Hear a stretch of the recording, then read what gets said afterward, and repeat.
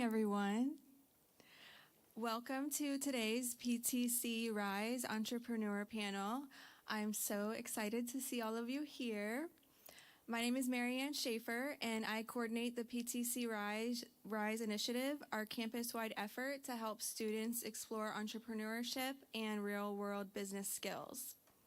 Over the past 3 months, we've been hosting drop-in workshops across campus, and the student response has been incredible. Your interest, your questions, and your creativity are why we are here today. We've brought together an amazing group of entrepreneurs and professionals from a wide range of industries, people who have built businesses, taken risks, and created opportunities not only for themselves, but for their communities. Each of them is here because they believe in you and in the potential of the students at PTC. Today is all about connection, inspiration, and possibility. We'll hear honest stories, discuss real experiences, and create space for open conversation. So don't be shy. Ask questions, engage, and take advantage of being in the room with people who do this every day. And when we move into the Q&A portion, please make sure to state your name and program before asking your question. Before we begin, I want to thank a few people. First, Christopher Williams, right back there, who has been serving as our mentor and advisor for PTC Rise. His guidance has been instrumental in helping us build this program and shape what's coming next. I also want to thank Jeff Wilson and our stage production team for live streaming today's event and handling all of the production work that makes this possible. And thank you to our volunteers and our student moderators for helping everything run smoothly. A big thank you to Maria Mediavia Thakra for providing hospitality and campus support for our panelists, and we truly appreciate everything she does. And if you haven't already, please make sure to sign in at your table and complete the short survey card. Your input helps us shape what comes next, including our first business startup clinic launching in January, where students will dive deeper and begin building their business ideas with hands-on support. And with that, let's get started. I do want to make sure I also introduce our student moderators, Kaylee Conley and Kate Colleran. Kaylee Conley's in the web development program, and Kate Colleran is in the professional culinary arts and hospitality. And now I'd like to begin introducing our panelists, and then we'll give each one of them a chance to tell their story. So starting from your left, we have Joe Lugo. He's the Director of Foundation and Entrepreneurial Services at Amplify Clearwater, and he's also the founder of J3 Creations. And then we have Adam Seebeck. He is the founder and CEO of Uncubed.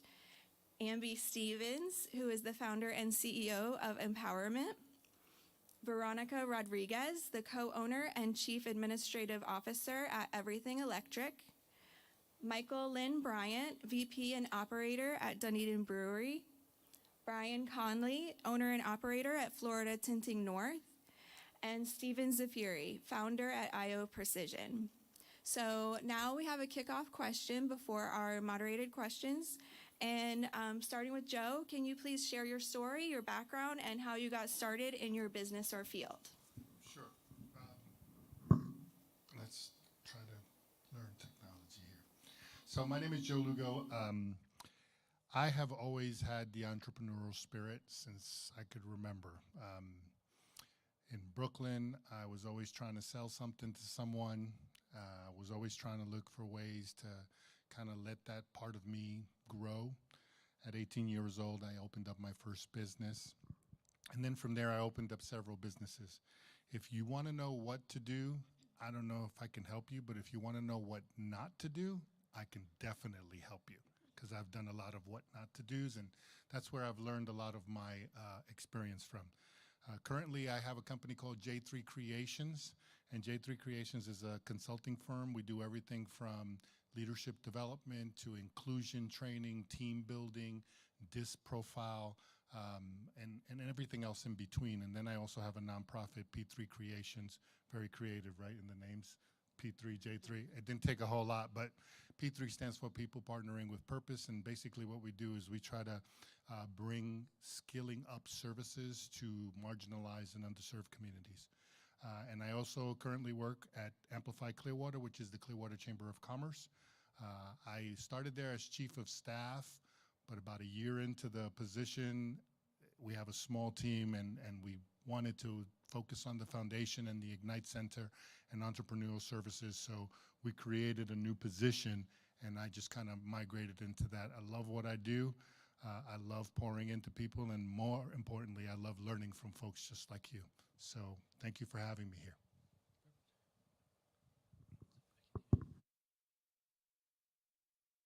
Adam Seebeck. I'm the CEO and founder of Uncubed. Basically, we're like a book publishing company and streaming company as well. I've been in the business for about 20 years now. I've started several companies throughout my career. I kind of started my current company, the book publishing company, was I wrote my first book. It ended up becoming like a #1 bestseller called C# Fundamentals. I've since released additional books on top of that, but I kind of found a need for a publisher essentially. So I started my own company, and since then we've just been kind of growing like crazy and signing a whole bunch of authors to the company.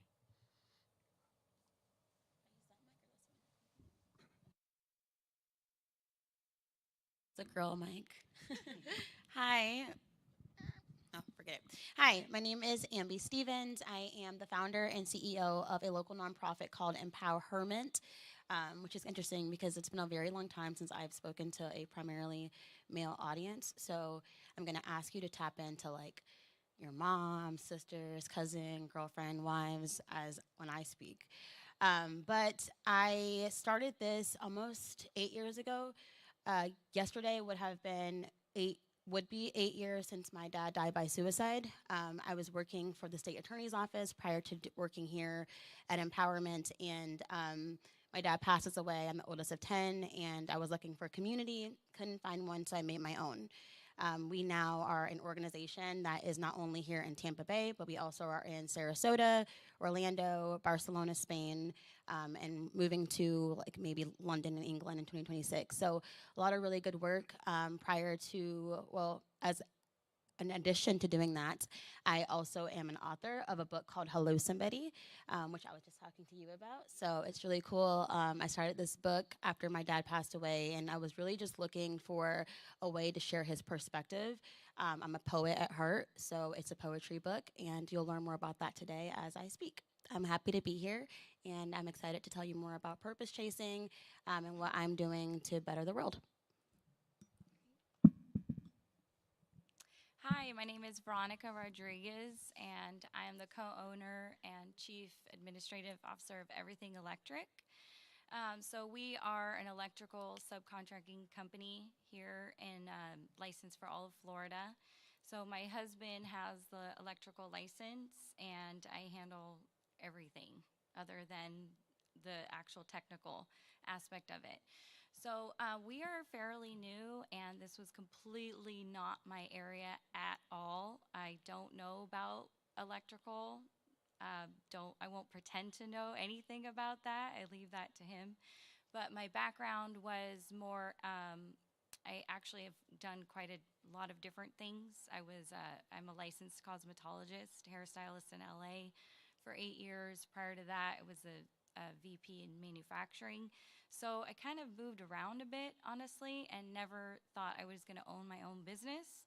So we just took a big risk, I would say, which is part of the definition of entrepreneur, and wanted to leave California. This was, 2020 time period. So anyhow, we up and left when our second child was just 4 months old. We just packed up and drove cross country without a plan, really. My husband had just got his license, so we were like, we transferred it to Florida, and let's cross our fingers and make it work. So anyway, we've been here 4 years now, so we have gone from a one-man band, him and then me, and we have now grown it to 12 employees. And we do have 5 apprentices enrolled here in the electricity program with PTC, which we're very, very happy with. So we have gone from essentially nothing to we are now a 7-figure company and continuing to grow every year. My name is Michael Lynn Bryant. I'm the vice president and main operator of Dunedin Brewery, Florida's oldest microbrewery, which is actually a second generation family business. Growing up in an entrepreneurial household, it kind of rubbed off on me. My first business was selling pixie sticks in middle school. And then in high school, when the Napster days were here, I was burning CDs off of lists and selling burnt CDs for $5 out of my backpack. I got into the family business right out of high school. Me and my father did not see eye to eye on the creative end of things, and so I ended up leaving, going off to college, moving across the country, trying to get as far away from the family business as possible. But for the last 15 years, I've been operating it and taking it from under $1 million a year to just under $3 million. So we've been doing a good job. We've got about 35 employees, and yeah, it's just about maintenance right now. Thanks for having me.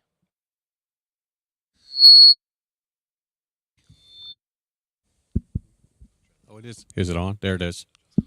There we go. Hi, everybody. My name is Brian Conley. I'm the owner of Florida Tinting North. I'm a native Floridian, born in Brooksville, and right out of high school, I started actually detailing cars at a dealership a long time ago, and that led me to quit working for them and subcontracting right back into the dealership as my own business doing detailing. That led me to Tampa years ago. I had a shop in Tampa and in Brooksville, and then my landlord was a window tinting business. One thing I knew is we were outside sweating, and he was in the air condition. That was the main thing I knew. And I didn't know anything about window tinting, but one day the owner of the tint shop came out back and said he was leaving, that he was closing shop and moving right then. So that was a Friday. My twin brother Robert and I, we stepped in there Monday morning, and we were the new owners. We took over the tint shop and had to tint and detail for a while.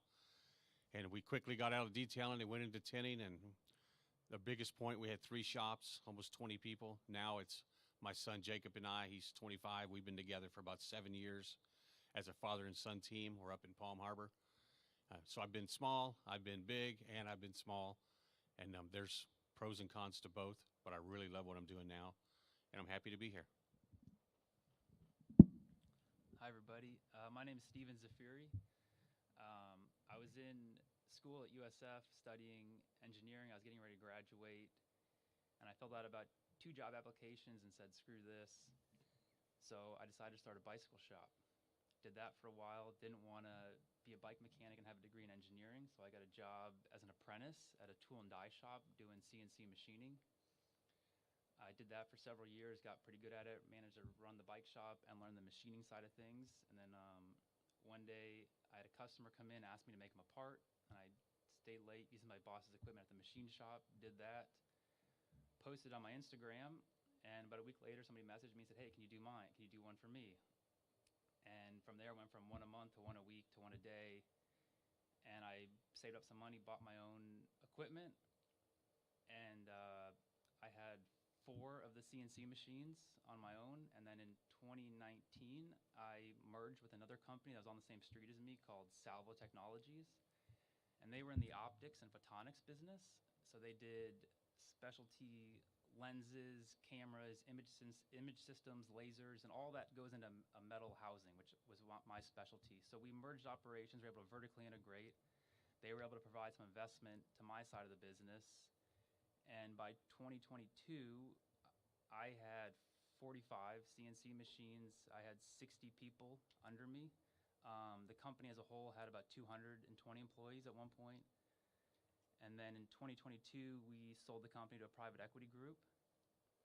And then earlier this year, they fired me because the corporate life was not fun for me.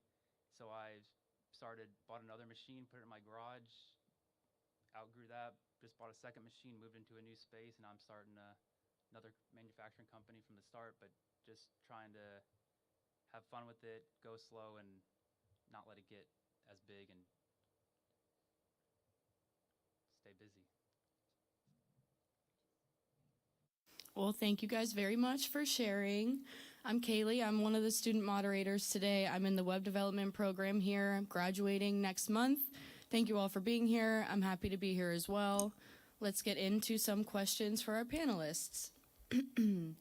This one is for anyone that would like to answer. Was there a defining moment when you realized entrepreneurship was the right path for you? Go ahead. So for me, it was when I realized that I was unemployable. I couldn't stay at a job. I always had to, I had a lot to say about all the positions I worked at.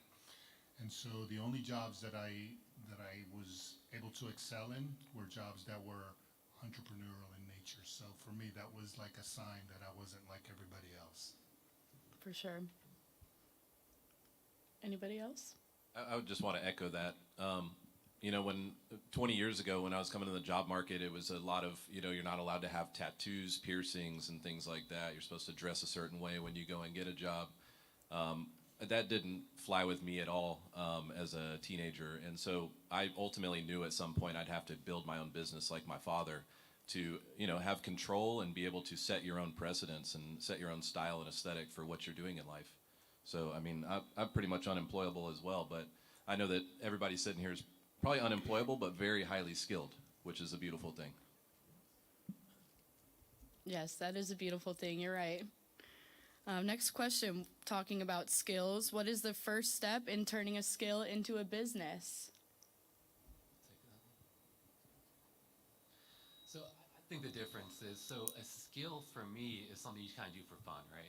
So I think the way you kind of turn it is you want to actually sell something. So just sell one little thing. So it's like, hey, you know, this is your skill. Let's just say you love playing guitar, for example. That's a great little hobby. But how do you actually turn that into a business, right? Maybe you start, you know, doing guitar lessons. So it's really just have someone pay you for your hobby, essentially. And once you get one down, you kind of keep building on that. So that's how. So for me, is this on? There we go. So for me, you know, my skill set is managerial, right? Administrative, which is so important compared to the skill set of the technical delivery. So like I was saying, I don't know anything about electrical, right? My husband, he's actually here right now. He knows all of that. He's a genius when it comes to that. You know, walk in here, build this whole thing, all these lights, all of that. Me, no.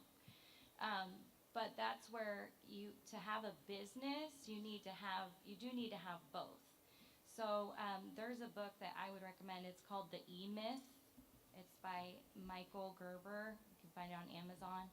So The E-Myth, E is for entrepreneur. And in that, it goes over, you have like the technician, but you also have an entrepreneur and a manager. And you can be the same person, right? You don't have to have 3 people or even 2. But you have to acknowledge and realize that there are other functions that you have to do. So you can be very good at one thing. You can be an excellent baker. You can be an excellent electrician. But he wasn't good at all the business side of things. So I honestly realized that I had to step in. It wasn't necessarily like my goal in life, but we're a team. And I definitely saw that I had those skills that he was lacking, so we balance out each other very well. But anyway, that's something that I would recommend. Thank you. Thank you for sharing the book as well. Go ahead. Just to kind of add on and piggyback onto that, if you have a skill or an idea that you would like to turn into a business or you think is a viable business, one of the things that I would do is I would look at starting from the end and working backwards. So what does that skill or idea do? What do you want it to do? What do you want it to look like? And who do you want it to serve? Is there a market for that? Are there clients for that? Can you market it? Can you grow it? Can you scale it? Those are the questions you want to ask yourself. If 75% of those answers are yes, then I would start looking at putting plans in place, right? The skill part and the idea part is the easy part. I think everybody here will agree. That's what you're really good at because it's your skill. What becomes challenging is to build all the other things around it. So I would suggest that you start from the end, work yourself backwards, see if there's a market for it, find out if it's something that's sustainable and scalable, and then start putting the systems around that, like your business plan and whatever else you need, marketing plan, profit and loss, what's the financial, what are your budgets, what are you hoping to do with things like that. So that's what I would do. Gotcha. That's great advice. What is something that you wish you learned in school that would have made entrepreneurship easier?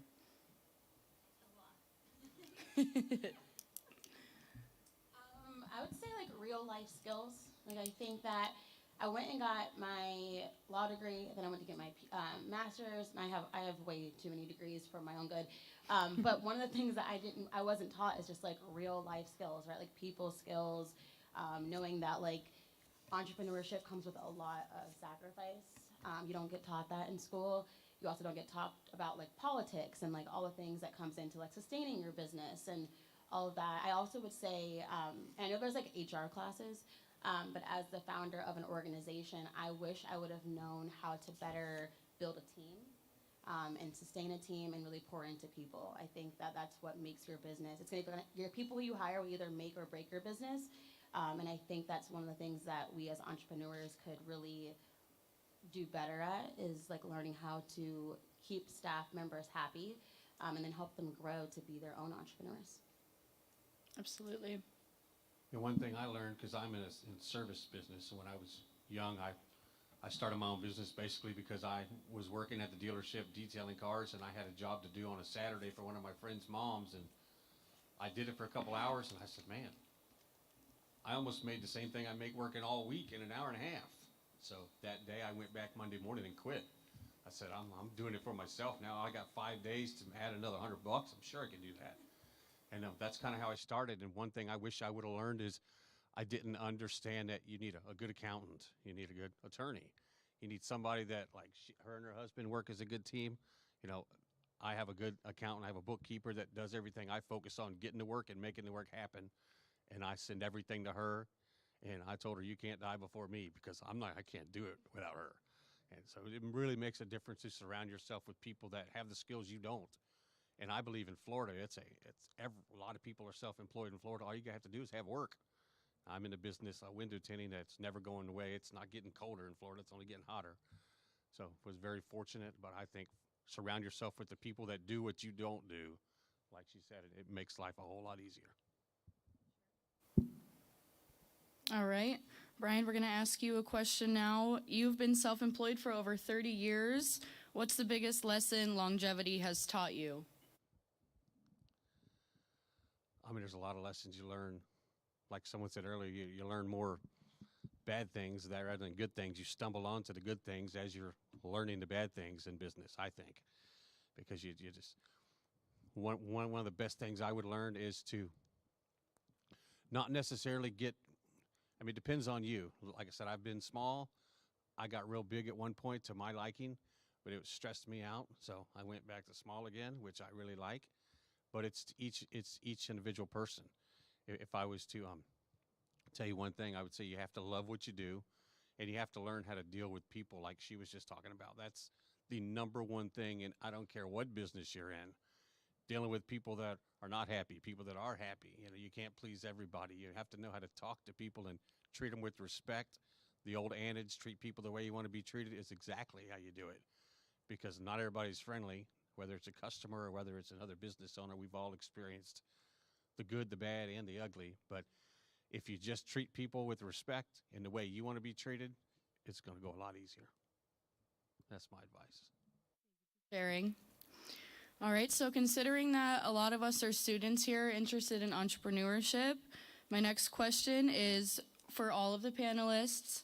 What advice would you give to a student who has an idea but doesn't know where to start? And we touched on this a little bit, but. So I work in the business of ideas. I'm constantly working with startups and small businesses. And not all ideas are viable for businesses, but all ideas can lead to something, if it's not, to something that is. So what I would recommend is, first of all, you have to be true to yourself. You have to ask yourself the questions. Remember, entrepreneurship, when you enter into entrepreneurship, what happens is with folks that are starting or thinking they want to start a business is that they fall in love with the romantic side, if there is a romantic side, of entrepreneurship. Entrepreneurship is a school of hard knocks. It's long hours. I can tell you right now that as a business owner, I take less time off than I did when I worked as an employee. So you have to make sure that you're going to commit, that you're going to be relentless, that you're going to be passionate, and that you're willing to put in the tough work and hours that go into it. I don't want you to think that it's easy, but I also don't want you to think that it's impossible. You are the complete package. You are fully equipped to start a business. Just make sure that you know what you're getting into, because the idea is just a small part. It's what's going to make you go when it gets difficult. But what's going to keep you sustainable is all the systems that you put in around that idea. I would add to that you know, if you're obsessed with something, that's going to be a ticket to it as well. If it can be in your life for the rest of time, then it's something that can stick with you. Then it's probably something that you can work into an entrepreneurial, like a business. If you find something that's fly by night, or something that you found online that, you know, caught your interest, but you're not sure, but you know, really interested in it because everybody else is making money on it, if that's not going to keep your interest for a long time, then you're not going to be able to build with it. Because entrepreneurship, like you said, it's school of hard knocks. It's about longevity. It's about consistency over time. So when you get into entrepreneurship, it's a lifelong, you know, adventure. It's not something that you do for 2 weeks and then put on the shelf and you go do the next one.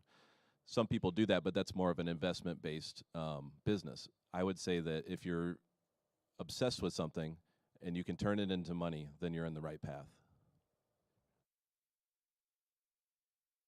I'll just add to that to say start, because a lot of people are afraid, and while it can be daunting and it can be a lot, you have to give it a shot.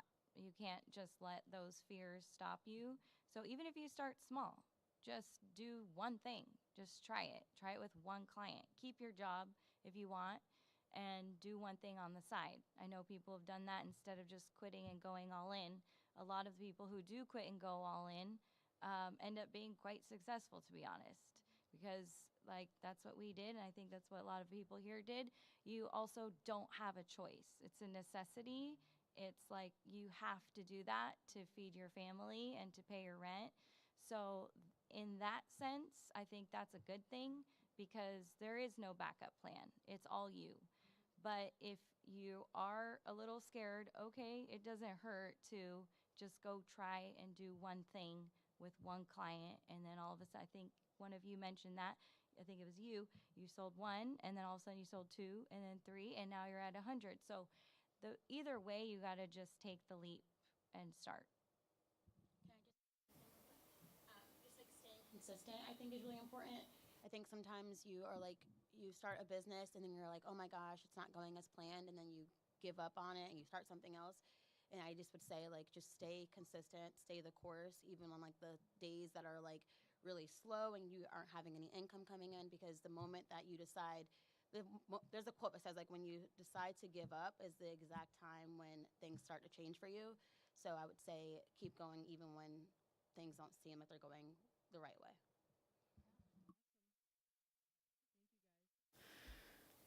Veronica, you were touching a little bit about the starting point, so I'm going to ask this next question to you. Your company has grown into a 7-figure electrical business. What were the first few steps that made the biggest difference for you? Okay, so I mean, when we started, we did start small. We didn't have money, honestly. We didn't have like money to just like invest and throw into a business and kind of like put it all there. We did it slowly. It's not like we had one employee eventually, then another one, and we scaled as we sold jobs.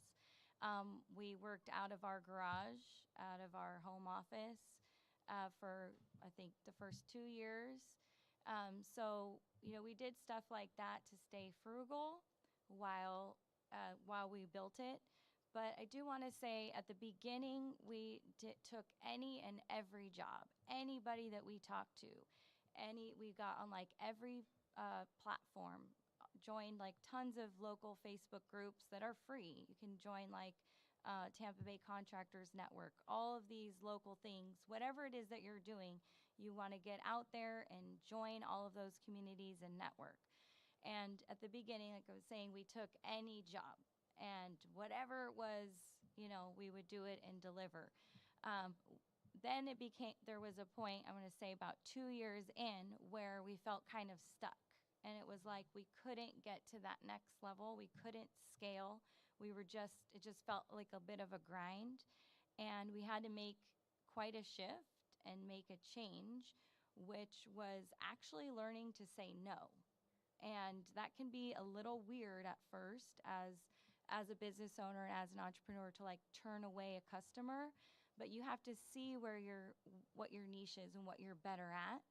And it can honestly be harder to collect $200 than $100,000. It is wild when you're trying to so we would, to give you an example, we would do service calls at that time. So any, person calling up like, I got an emergency, can you come fix this one light? That takes so much time to go do that as it does to build an entire room. It takes still closing the client, collecting the money, and sometimes they don't want to pay $200 at the end of it, which is, anyway. So, and there are industries that do that, and that is their business model, and that's totally fine. We just recognized it was not our business model. It was not where we wanted to be. So we did have to take another, I will say, risk, which goes along with being an entrepreneur, and get into working with general contractors, which a lot of times don't pay for 30 days. It's a net 30. Sometimes it's net 60. Sometimes it's 90. So that hurts a little bit, right? Because you're not seeing that immediate income. But that's where we had to be like, no, this is what we're doing. We want to build tall buildings, three-story homes, commercial properties. So we made that shift, and that's really what broke us, like got us to the next level. And now we can see like how scaling is going a lot better with that and how we can. Does that answer that question for you? Okay. Okay. All right, I'm going to ask you guys one more question before the next moderator takes over.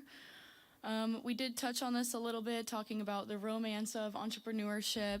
What is one misconception people often have about starting a business? And this is for anyone that would like to answer.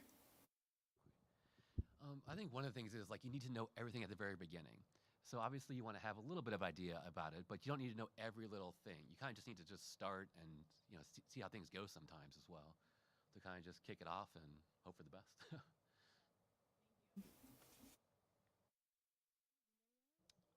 I would just add that the idea that it's for everybody. A lot of people get the idea these days, it's sold to us that everybody can start their own business, and it is tough. I would look at your skill set, and if your skill set is something repeatable and sellable on your own, that's great. If you don't have sales, though, you might need to work with somebody else. You might not be the ground starting. But if you do have the skills to sell and make something, then you might be an all-in-one unit. I think you were talking about three different components of a business, and I would agree with that. Multidisciplinary studying is the best way to approach that. But building a business isn't for everybody, but it could be. It could be for you. No? Okay. Hi, everyone. My name is Kate. I graduated the baking and pastry program here, and I'm currently in the culinary arts program.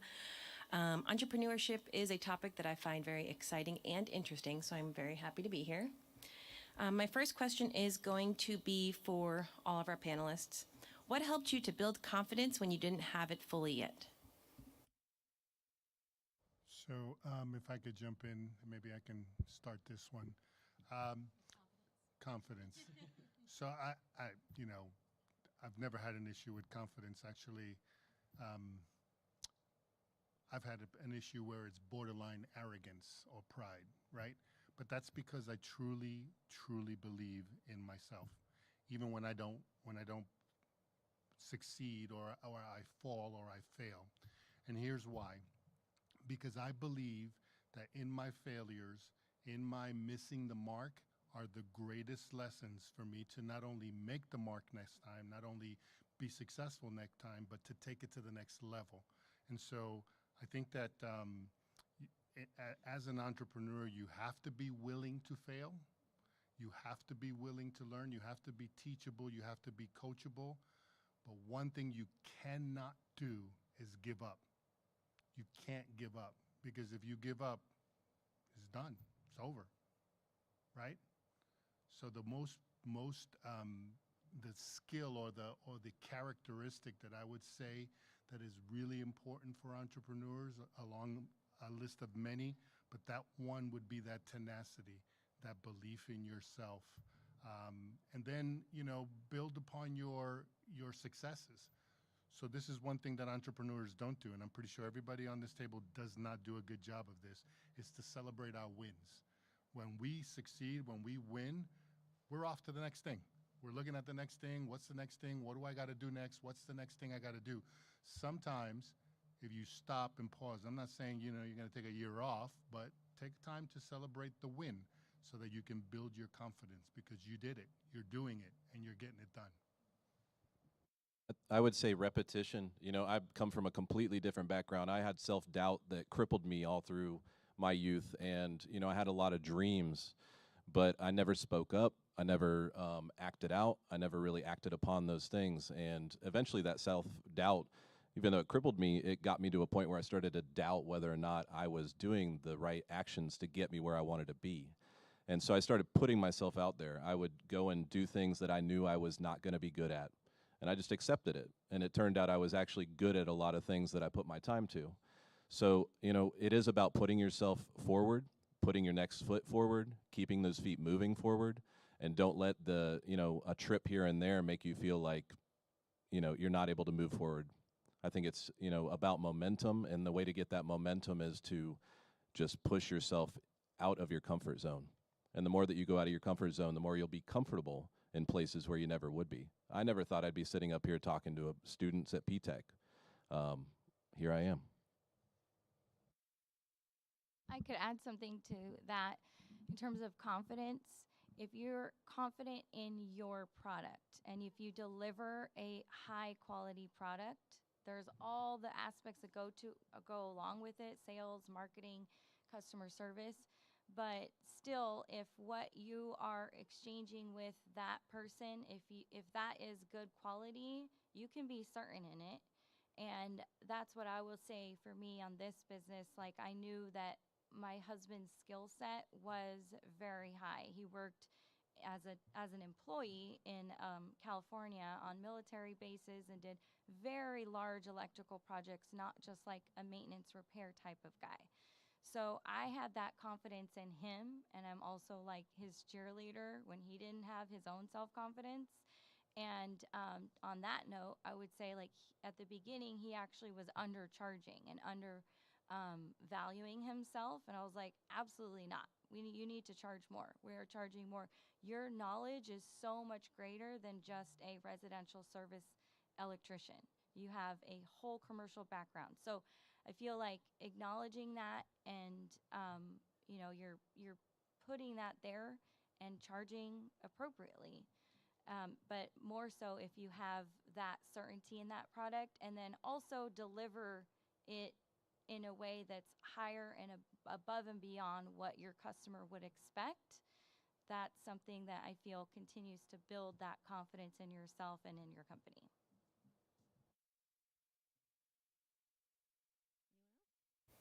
No? Okay. My next question is for Amby.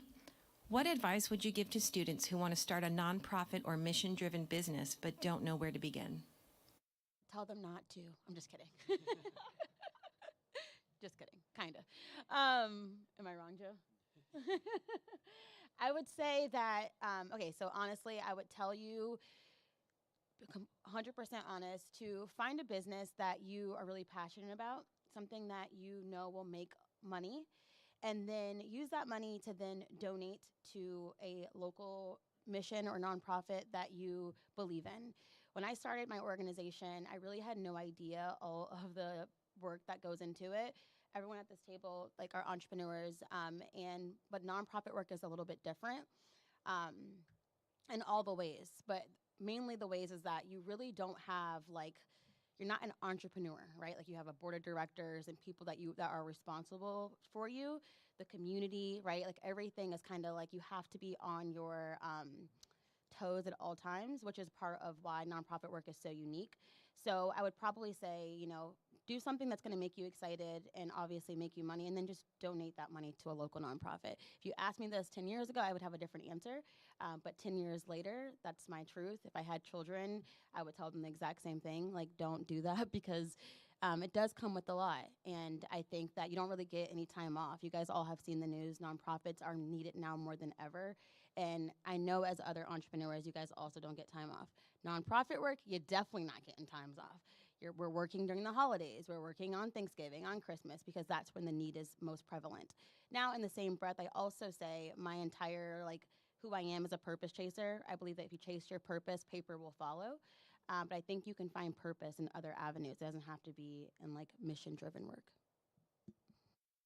Would anyone like to add to that? So it appears, I'm sorry, no, go ahead. Do you want to? So I have a nonprofit, and let me echo first what Amby says. My nonprofit, I work 3 times as hard as I do at any of the hats that I wear. However, the reward that I get from it far supersedes the work that I put into it. So if you're going to start a nonprofit, I would say that you would start with something that you're very passionate about. Maybe it's you had a father who has diabetes, or if you had someone, you have a sibling that has learning disabilities, or whatever it is, make your connection, make sure you're passionate about it, and make sure that your goal is to make a difference. It has to be purpose-driven. I mean, everything is purpose-driven, but especially nonprofits. You have to have that sense of purpose, and then you have to know that you make a difference. Think about what you're planning to do as a nonprofit, and think about what the world would be without you, right? What your community, what your neighborhood would be, what your marketplace would be if you didn't do what you said or what you wanted to do. With that said, nonprofits work a little bit different than businesses. The term make money is probably not the one we would use with nonprofits, but yes, you can. I mean, the salaries are paid. People are paid very, very well to work in nonprofits. There's money that comes in. There's revenue that comes in, but know that it has to be managed differently. So you have to kind of have that mindset when you go into a nonprofit. Husband is texting me to tell me that that was an awful answer. So I'm sorry. I just had a gala on Saturday, and we raised like $200,000, which is really incredible. So, but you're like experiencing Ambi after a gala, which means I'm like super tired and burnt out. So my answers are gonna always be very honest. But what I should have said is, yes, Joe, that is 100% correct. And just go out there and chase your purpose, and paper will follow. And if you do great mission work, the world will be a better place. Is that better? All right. So my next question is for all of the panelists. What is a business mistake you are grateful you made because you learned something from it? Yeah. I'll kick that off, I guess. So maybe, starting on something before actually talking to the customers, like what does the customer actually want? So if you kind of just start building something before you get any feedback on what you're building, that can definitely lead you down the wrong path. Like, are there customers, for this product is always like a great question for me, so. In terms of mistakes. So I don't know, probably here, people have probably beat me on this one, but I made a $30,000 mistake.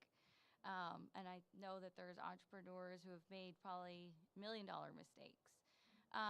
So anyway, on that note, it's unfortunate that we don't know everything and you don't learn everything. And I had no idea in construction. I don't know, is anybody here in the construction industry in the audience? Okay, a couple. So I didn't know anything about the legal aspect of things. I didn't know about lien rights. I didn't know about filing certain paperwork. It's very important. So I feel like so anyway, what happened was we did a whole job, and then the contractor takes the money from the owner and then doesn't pay the subcontractors. So we're trying to still earn that back. But anyway, it's a mistake that I learned, and now I'm very, thorough with my paperwork. But I had no idea. And I like to think that most people in the world are good people, and that that's not going to happen, but it does. So you need to protect yourself in your business, and you need to have those legal aspects in, and they're the most boring side of it. I don't like to read all the legal stuff. And there's so many words there that you don't understand. You have to look up in a dictionary or hire somebody who does know what they're doing. But that is very important. I hope that by that mistake, it has now saved me from maybe the $1 million mistake. I would have preferred to not lose any money, but it does happen. So anyway, that's just something that I would say, and I should have, in hindsight is 2020, I should have confronted that. These are areas where maybe you don't really want to. You're like, like there's something in the back of your mind that tells you you should study that, you should learn that, but you're like, I don't really want to. That's when you have to pick yourself up and force yourself to, because it can be like not the glamorous side of things. It's not the fun part of the business, but it is so important and crucial. So anyway, that's a good lesson learned, and hopefully I don't learn more lessons. I echo what she said because I'm a small business, but I've been burned a few times from contractors too, doing jobs and not thinking of, well, they're not going to screw you over, but they do. More than you would think.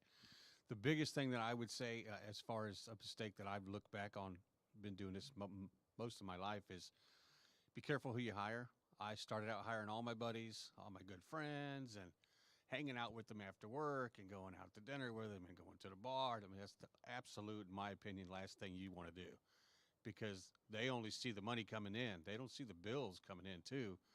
I used to have them say, "Oh man, you're not paying me enough. You're not paying me enough. Look at all the tickets." I said, "Well, look on the desk, and there's a stack of bills this high." I said, "You want to put your name on those, and then you'll get no money," because that's how business owners a lot of times are. So be careful who you surround yourself with. Get someone that's passionate as you are, that does the things that you don't do well, and just bring them all in, so you as a big team will make it work. But be careful who you hire. That was one of my biggest mistakes. You know, mistakes can also be good things. Obviously, we're learning from mistakes. So mistakes are your continued education. You make a mistake, you might pay for it. It might be more expensive than, say, paying for a class, but you are going to learn that lesson, hopefully. In art, a mistake, if you repeat it, becomes kind of a motif or part of the aesthetic, so it becomes a benefit to it. So, if you find a mistake that actually kind of got you into a place you never thought you would be, but it's beneficial, that's good too. But watch out for mistakes, know how to navigate them and see, is it helping me, is it not a benefit, and then learn from it regardless. Learn whether to repeat it or to avoid it. Okay. One more thing in terms of partnership. So yes, my husband and I are an excellent partnership, but we actually were initially going to partner with somebody else, and that went really south. So anyway, we got out of it, which is fine. But another mistake was not having everything in writing in agreement at the beginning. So if you're a partnership, I've heard, can be like a two-headed snake. So it's like one body, two minds, can go in different directions, or anyway, it can get messy, or it can go really well. But the thing is, when you're at the beginning, when you're all good and you're friends, get everything in writing while you're all happy, because unfortunately down the road it might not, and you might think that will never happen to me. It can absolutely happen to you. So when you think it won't, is the time to just dot the I's, cross the T's, and make sure that ultimately at the end of the day, you're by yourself. So you have to protect yourself. If I could add to that, I think that a mistake that I've made and I continue to make, and I continue to learn from it, is that very early on, you should know who your customer is. Not everybody's your customer. And what happens is, when we start our businesses, we get very excited and we want the world to be our customer. And we spend a lot of time on folks that are not ever going to be your customer. And if you're built like me, you take that on as a challenge. And that's a bad challenge to take because it takes away from you paying attention to your business and to who your true client or customer is. So I would say that not everybody's going to be your client, your customer, and know who your customer is. Define that.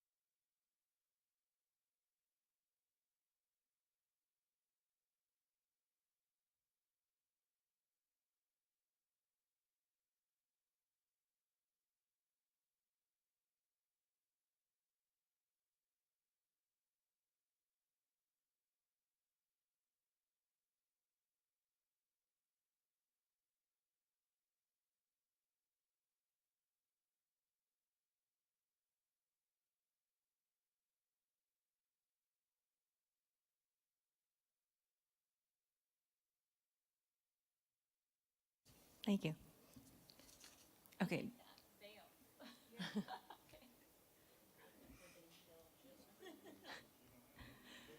Okay, my next question is actually for Michael. So the craft beer industry is competitive. What keeps your business innovative after 4 decades?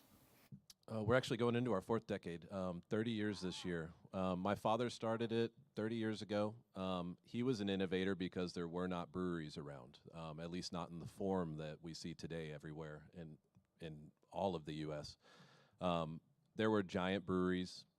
There were some craft breweries out in Colorado and up in New York and out in the West Coast, but he had a new idea because he traveled the country doing work for construction and ended up having this dream that he wanted to start a brewery just so he could make beer for his friends. And ultimately, he had to innovate with that because the state came in and said you need to get a license, and the license requires you to get a distributor. And so he had no idea what he was getting into. So he had to innovate and start an actual business where we had to let people buy our beer. When all he wanted to do was make enough beer to sell to his friends. And over the last 3 decades, we've done a lot. Innovation has come in the form of creating our own competition. So my father is a general contractor, and he's actually helped build half of the breweries in our own little town of Dunedin by helping the business owners get their licenses, fall through all the ranks of bureaucracy, and get the competition basically established because he knew that competition was good for him. And he would always say the rising tide floats all boats. And so that was a big innovation of his. Right now, we're dealing with the fact that we have a lot of competition. And the beer industry is actually in a downfall, in a spiral. A lot of people are afraid of it because they invested a lot of money in something that was a trend. For my family, it's just been tradition. I love beer, but it's not the end-all, be-all for my life. I do love community. It's not the end-all, be-all to my life, but everything that goes into the brewery is something I love. Innovation-wise, though, these days is to do something completely the opposite of what we've been doing for the last, say, 10 years. Over the last 10 years, breweries have been popping up. We've been doing beer festivals, doing tastings, doing a lot of different things to get new customers. Well, that wave is now over, and so people know what craft beer is. They either don't like it, or they don't care. And so to innovate in 2025, mostly I've been going back out in the community, interacting with nonprofits, going back to our roots. 30 years is a long time, so we're going to throw back old recipes from the past. We're bringing in old employees that used to work for us. Most of our employees left on good grounds, so we're bringing back old employees for collaborations. We're doing legacy events. We just did our 25th Oktoberfest. So right now, innovation for us is tradition, and that seems kind of strange. But from me, a very progressive, liberal-minded person, tradition is actually the last thing that I would have innovated towards. And that actually is what's working now. And so for me, innovation is going back to the old ways. A lot of people want to innovate and try to come up with something new all the time, but I mean, really it's just repackaging old ideas a lot of the time. So sometimes you got to look back to look forward. And that's what we've been doing the last few years, and it seems to be working. We had a downfall after COVID because people weren't going out, but in 5 years of going up, I feel like we're in a very secure, stationary place while a lot of our competition is kind of struggling, floundering, trying to figure out what's next. And I think a lot of that is them keeping up with the Joneses of innovation. You know, we don't need glitter in our beer. We don't need all this extra candy in the beer and stuff like that. We need beer. And so, you know, we've actually pulled back to more traditional methods, and that's been our way to innovate. I'd like to add to innovation and competition. I'll just say that I'm glad that AI can't take over some of our industries. I'm sure it's really useful and for marketing purposes, but I'm really happy to be in the trades. Actually, touch on that. I actually do graphic design. I do a lot of different hats at my business. I'm the general operator. I'm also basically the product creator, the graphic designer, the web designer. I book all the bands at our venue, pretty much standard setter. So when it came to AI, I thought that was going to be, you know, a route to innovate and stuff like that. But AI is only as good as the ideas you already have. So again, it's going to come back to tradition and what has strong foundation over time. So again, consistency. I think somebody mentioned it, but know your competition. Know what they're doing. Know what's going on. Know your market. Know what differentiates you from the competition. For us, it was really important. It's important for me to be friendly with the competition. I got to know everybody, and then we became suppliers for them. So not only we controlled their supply chain in a lot of instances, and that ended up being extremely profitable for us in the long run, and we got to know what they were doing. So you don't have to view the competition as competition. It can be like an asset. So I have one last question before I turn it back over to Kaylee for audience questions. What inspired you to start your business or step into your current role? Answer. I spoke a little bit earlier, but it was like, for me, it came from loss. So I was a lawyer, and I realized that it was what my dad wanted for me. He was really passionate about me going to law school and being able to really like make it for my family. I'm first generation college student, first to graduate, first of all the things. And when he passed away, I realized that I really wanted something that was more purposeful and things that could like really help the world. So I started my organization. But I know for some people it comes from just like ideas or inspiration. For me, it came from a loss and a loneliness. And I was like, I will never let someone else feel this alone again. If it's up to me, there will never be a woman or man that feels this alone and this by themselves. So that's where mine came from. Since then, I've had several other things that have happened that just kind of like keeps me here. But I think it always starts from, at least for me, starts from something that bad has happened that I was able to make good. I'll say on that, so I feel like, we've spoken here a lot about a lot of like the realities of things that are negative, honestly. It's like you can remember more negative than positive usually in your life. But there's so much positive and benefit to being an entrepreneur and to being a business owner. So I feel like for us, we were employees our whole lives.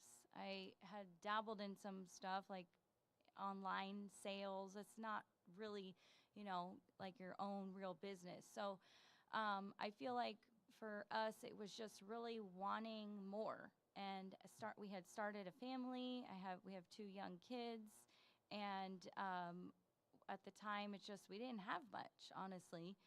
My parents were living with us, so it was just like having a dream for more, and being able to actually go and achieve that. It is a lot of hard work, but it is very rewarding. It really is. So if you are looking to do that, it is not for everybody. I mean, all of us here need employees. So I would never tell everybody to to start your own thing. But anyway, just seeing what others have achieved and that inspiration, and then just being like, I can do that too. So for me, what's in it is, yes, there's more financial freedom, there's more flexibility in my schedule. I want to be able to, at the drop of a hat, go pick up my kids from school if I get a phone call. I couldn't do that before, if I was locked into a job. Have we been vacationing? Absolutely not. Have we stayed up till 2 a.m.? Many, many, many nights, burning the midnight oil on building the business.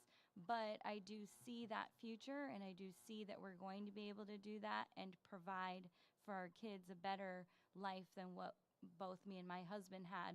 Those are things that drive you, and that's what, whatever that is for you that excites you and makes you jump out of bed in the morning, just tap into that. And although, yes, it's hard, and we've talked about all of those things because, we're keeping it real, I think that you're all here because you see the benefit of being an entrepreneur and a business owner. So you got to keep that spark. I've always been a fan of just building or creating things. So I get a lot of satisfaction of just building things. So that's kind of why I got into this. I love to problem solve as well. So really owning a business is just problem solving. So that's really what we do. So I find a lot of satisfaction in doing that.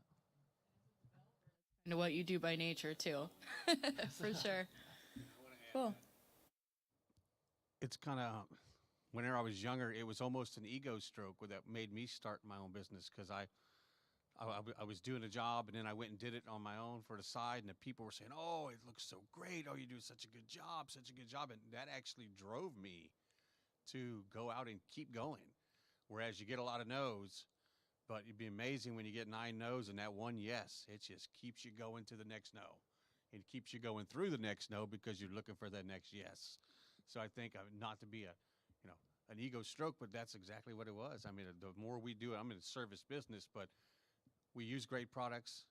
It always turns out perfect. Everyone is so happy when we're done that it almost gives you that feeling of greatness when you're doing something and making people happy.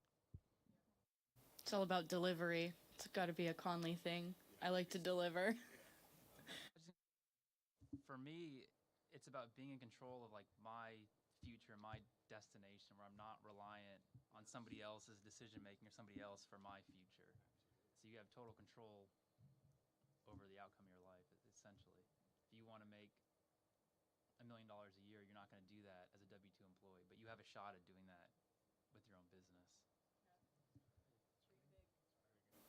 Things for me was that growing up, I grew up in New York City, so I saw a gap. I saw a big gap between Hispanics and other marginalized and underserved communities and the professional world and the corporate world. And as I began to delve into and look at that, I saw that there was a discrepancy and disparities, and that's what drove me to open the business that I have now. But what drove me to open up businesses earlier in my life is I did not see a lot of people that looked like me that were business owners. And so I was determined not to become a statistic, to break the paradigm. And so that's one of the things that drives me. It's one of the things that drives me today to do panels like this and different opportunities, because I want to see everyone succeed. But I also want the world to know that there are people that look like me that are really good at what they do. Well, thank you guys so much for being here today and sharing all of your insight with us. I greatly appreciate it. I'm sure a lot of us do. Now we're going to turn over to our audience for questions and answers. So if you have a question, please raise your hand. I'll bring you a mic. Just state your name and what program you're in, please. All right.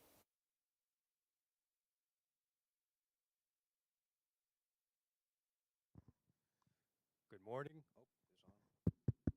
Good morning. My name is Caesar, and I'm currently in the Machining Technologies program. And I actually had a question for Mr. Lugo. What was your biggest business mistake, and what did you learn from it? Gosh, do you have 2 hours? Because that's how long. But my biggest business mistake was walking into something that I knew nothing about. When I started my first business at 18 years old, I was good at technology. what was considered technology back then. You guys would laugh today, but I didn't know anything about running a business. I just thought, because I knew I was good around computers, I just go out there and people are gonna open their doors and I'm just gonna rake in the money and I'm gonna do that. I really underestimated the power of knowledge and knowing.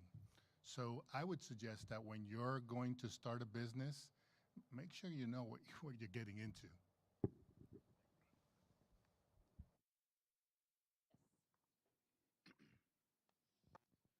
Hi, my name is Dallas. I'm with Machining Technologies also.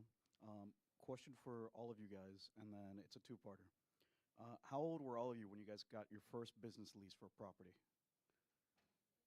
How old were each of you when you guys got your first lease for a property for business?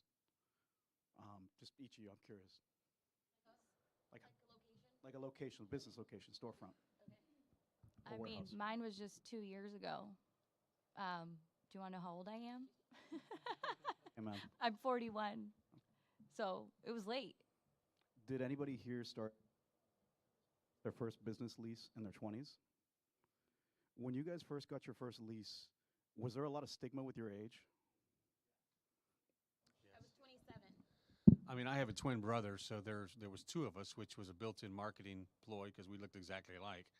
And I remember clearly a day in Bob Wilson Dodge over in Tampa when we were 22. We walked into the sales manager's office to talk to him about detailing cars because we were new to the neighborhood.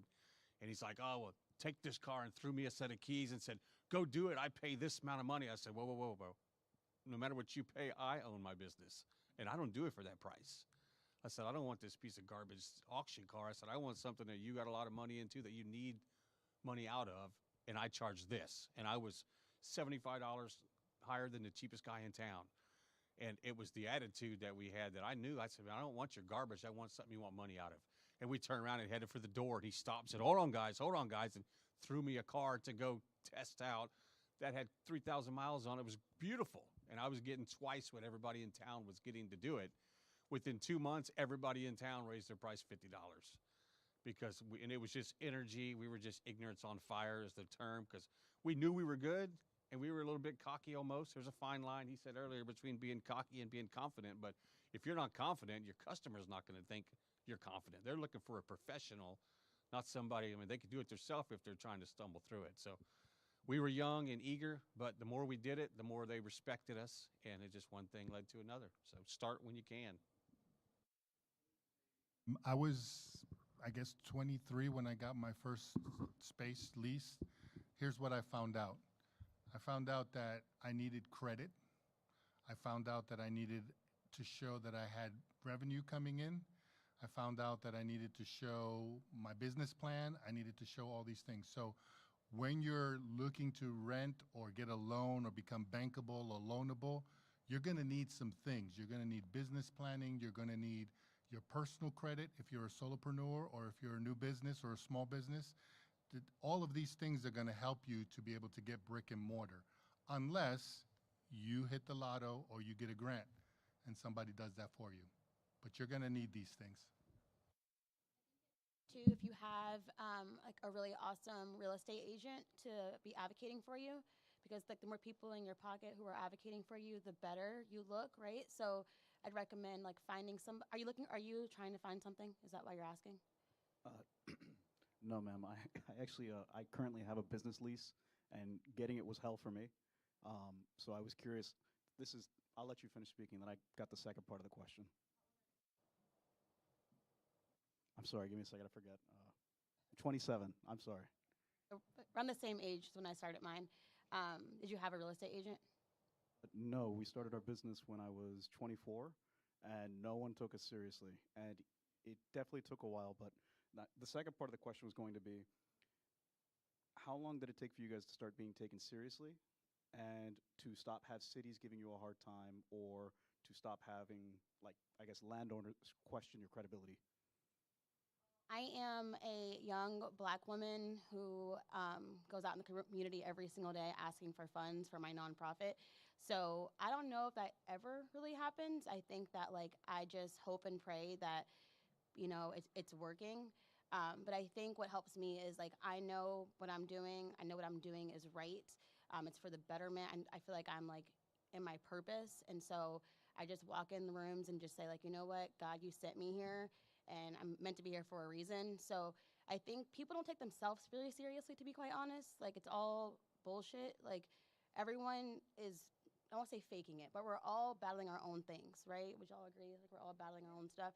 And so I think that like when we're all coming in looking for something. And so when you just walk in and you own yourself, then it will come.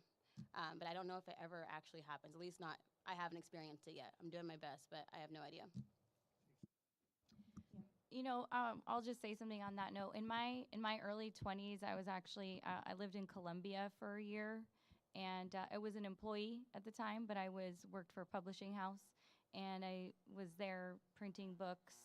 I was definitely not taken seriously because was a young woman, and I am Latin, but it comes from your own self-confidence. Still, I didn't allow people to treat me differently. And when somebody did, I'll spare you the horrific story, but I just reported it to my company, and then a male security guard was sent to be with me. So honestly, yes, that can happen. But live here, it's completely different. Like you might, I don't know.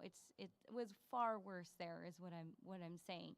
Here and in this day and age, I think that the respect that we should all be given and give to each other is there. So it does start with yourself, though, and being confident. Me being not knowledgeable in electrical, all of my employees know that. I'm real with them. They're all men. I'm the only woman. I'm not going to begin to tell somebody how to do their job if I'm not knowledgeable in it. So there's also that balance of respect, but I definitely can manage the company and run the company, and they have that respect for me as well. So in terms of clients, in terms of whoever it is that you're dealing with, I think just make sure that you have your own self-confidence is more key than anybody, because you're never going to satisfy, even if you're perfect. Somebody's going to find some fault. I know I'm a little bit different than the rest of the people up here because I basically am the second generation operator of a business. So I fall in the shadow of my father. And I still have people even just a month ago that said, hey, when are your dad's retiring soon, which he's retiring from his construction business. When's he gonna let you get in there and take it over? And every single time it's hard for me to answer because it's like, well, this is what I've been doing for the last 15 years. And so I wouldn't let strangers, buff out your confidence. Be consistent, be real, know what you got, and try to learn as much as possible about what you need to get what you're looking for. But, you're going to come up against that always. Everybody's going to doubt you constantly. Even if you're at the top and you think you're at the top, they're going to doubt you. You just got to know where you're at.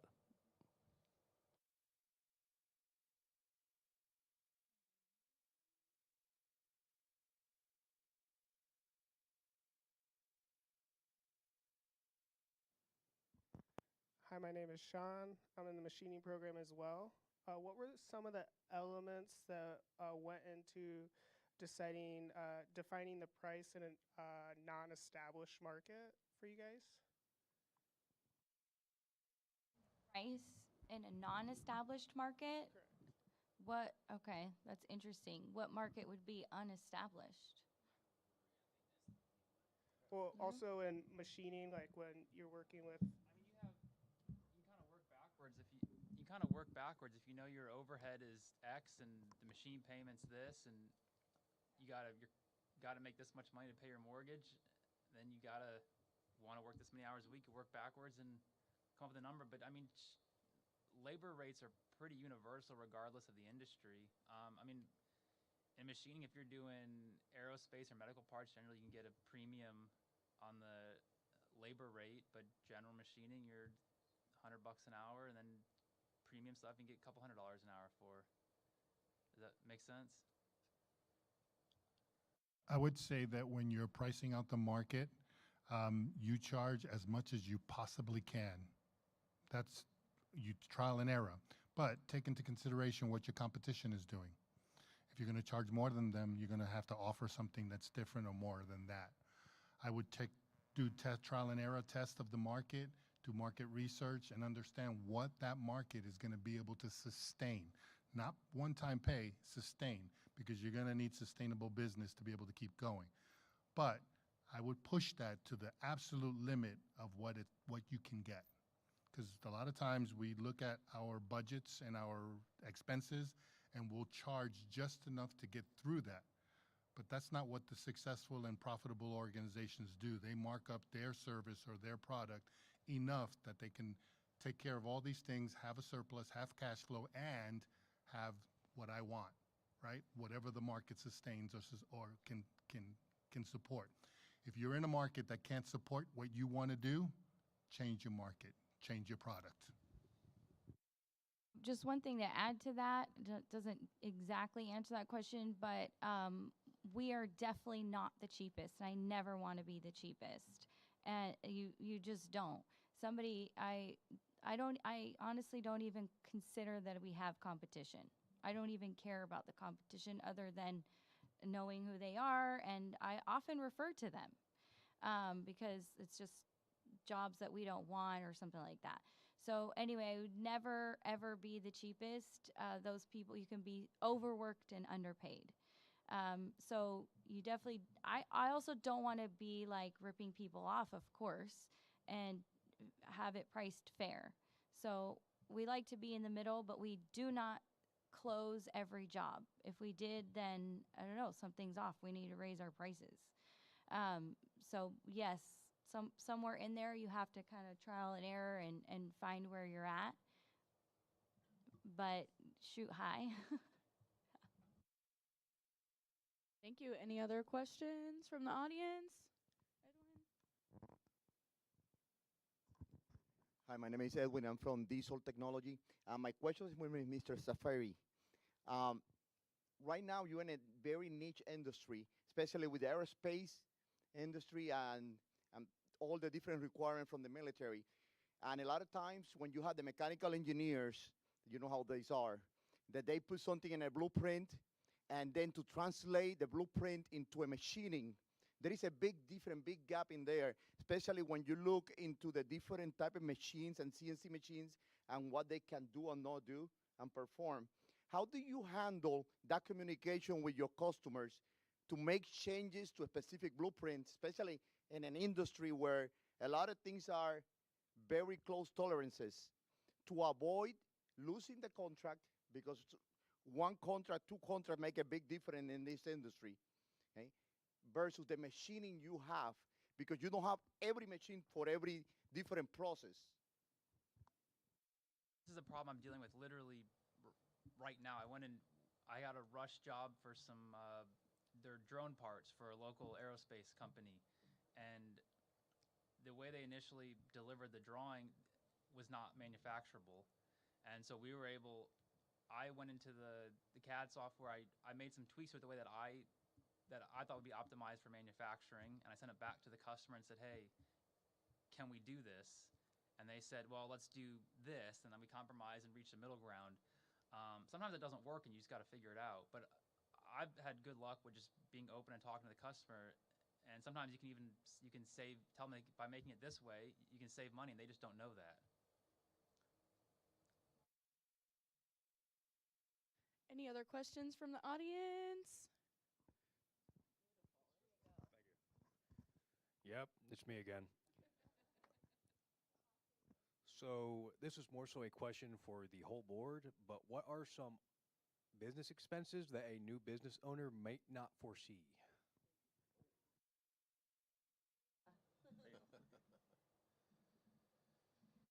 So if you can think it, this probably you're gonna face it. But I like what the gentleman over here said, bail. You need a banker, you need an accountant, you're gonna need an attorney or insurance and a lawyer. So those are expenses that nobody thinks about when you're starting. Your LLC is gonna cost you something. Marketing is going to cost you something to get the word out. Branding is going to cost you something. So these are all things that are startup costs. You can try to do without them, and you probably can for a little while until you can't. So in your planning and your marketing and your financial structure, you have to plan for these things as necessary expenses. These are the necessary evils of having a business. Say on that, you don't, but you also don't have to start with the most expensive thing. You can get your logo made for cheap. You can, like at the beginning, we had a workers' comp exemption because it was just my husband and I. So as the owner, you're not like required to have it until you have employees. So you can still start like that, smaller. Now our workers' comp and general liability is much more expensive. And now as we've gotten into larger projects, we're required to have higher amounts on everything, even on our auto insurance. So, but you don't have to start with like the biggest thing. You can still start with all that smaller stuff. But that I do like that bail thing that was mentioned, because you don't want to be years in and then get an attorney and have like the mistake that I had. The machining program. So imagine you buy a machine and first day you crash your probe. That's $5,000. That, you break a half-inch end mill. That's $70.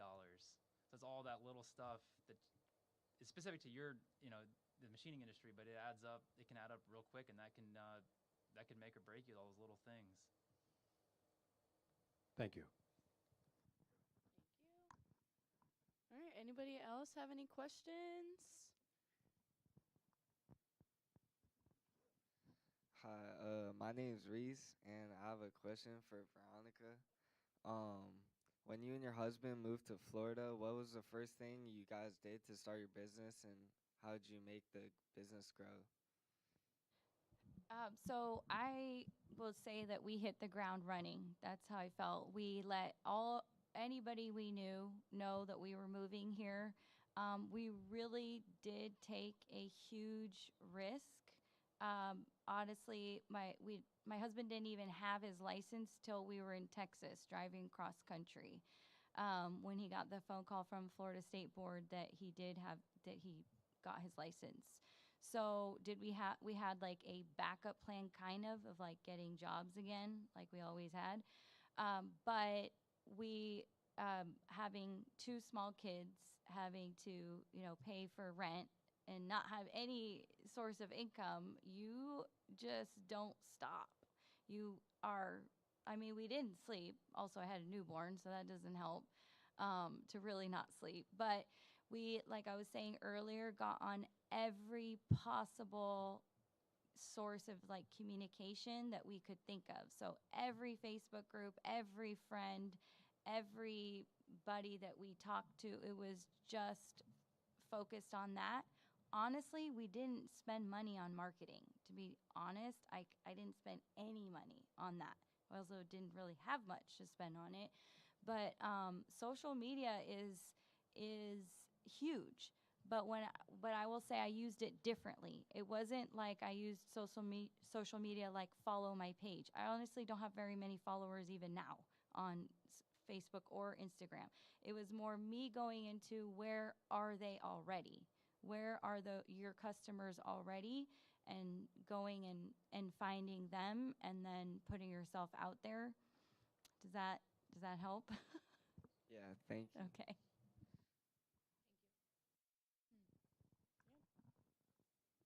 Good morning, guys. My name is Uriah, and I'm in the electrical program. And my question was, what is the most important stage of your business, whether it was your startup, your growth, or just maintenance?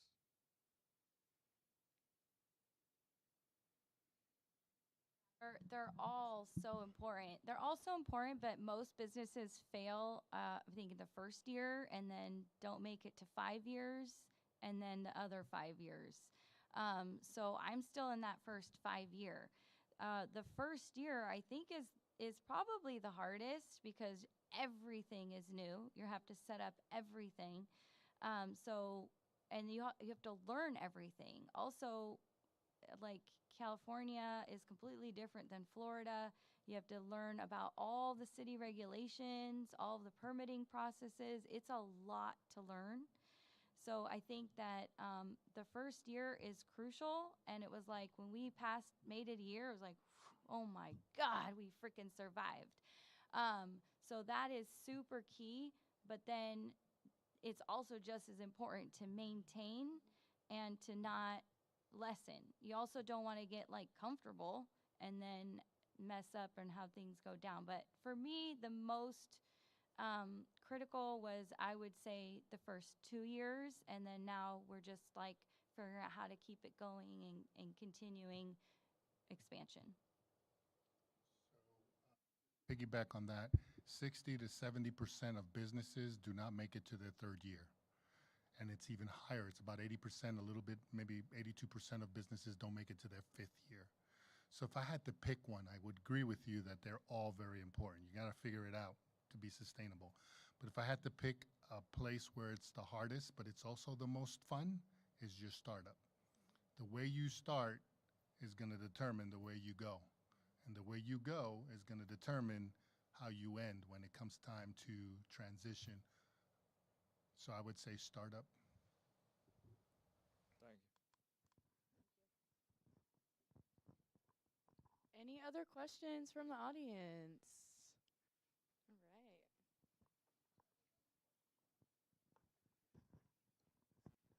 So this question is actually directed at Ambi because she runs a nonprofit organization. So I was curious about, since you're not really pushing a product but a message, how exactly do you recruit people to your organization?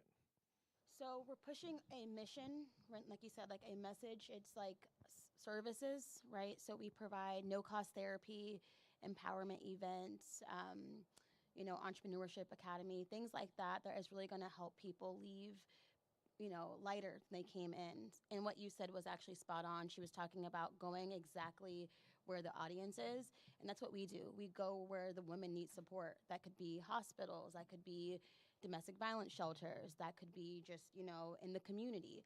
But similar to what you were saying is we have social media, but I really believe in like going where they need the most support at and helping them in that area. So like getting your feet dirty. I've been doing this for over 8 years, and I have a team and they're incredible. I still go out and I still do a lot of the dirty work to help these women. So just, I guess, going where they're at. Does that answer your question? Yes. Thank you for asking.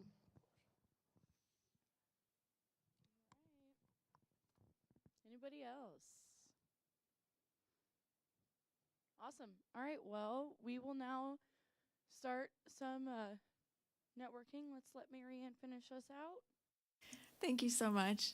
I'm just incredibly inspired, and I am so grateful that all of you are here today. And I hope that you are also inspired. And before I read what I was going to say, I just want to say, like, everyone in this room is different. It's really important for us to share experiences with each other. So by you taking time out of your day and our panelists taking time out of their day, we're all in this room together for a reason. And I just really appreciate that all of you are here. And we can only grow by learning from others and talking to others and sharing all of our experiences. So I'm just really thankful to all of you. Before we do close out, a couple of things. We will have a little time for networking before the panelists have to leave. They do have businesses to run. But I do want to thank our administration for believing in and supporting new ideas and initiatives like this at Pinellas Technical College. And their support is a big part of why we are able to create these opportunities. There's also a QR code on all the tables. So there is a website for PTC Rise. So if you want to bookmark it and stay up to date on events.